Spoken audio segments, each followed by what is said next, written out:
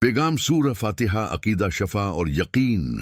الحمدللہ رب العالمین، تمام تعریفیں اللہ ہی کے لیے ہیں جو تمام جہانوں کا رب ہے۔ سورہ فاتحہ قرآن پاک کی سب سے عظیم سورت ہے۔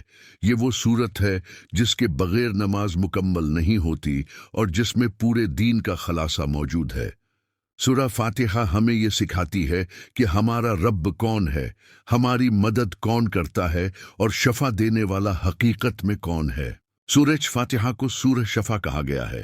یہ حدیث سے ثابت ہے کہ صحابہ نے اس سورت کے ذریعے دم کیا اور اللہ کے حکم سے مریض کو شفا ملی۔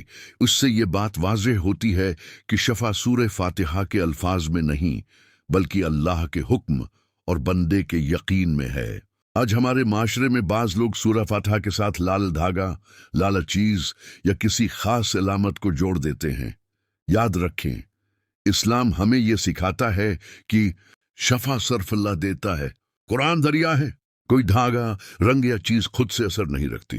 اگر کوئی شخص سورہ فاتحہ پڑھ کر اللہ سے دعا کرتا ہے اور کسی چیز کو صرف علامت سمجھتا ہے تو اصل فائدہ دعا اور یقین سے ہوتا ہے، نہ کہ اس چیز سے۔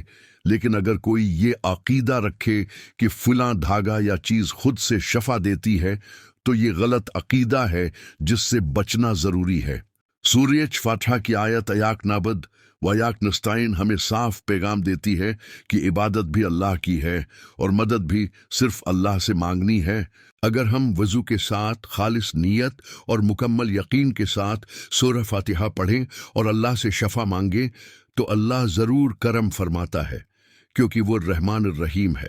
الحمدللہ رب العالمین، یہ صرف الفاظ نہیں، یہ مکمل عقیدہ، مکمل یقین اور مکمل زندگی کا راستہ ہے۔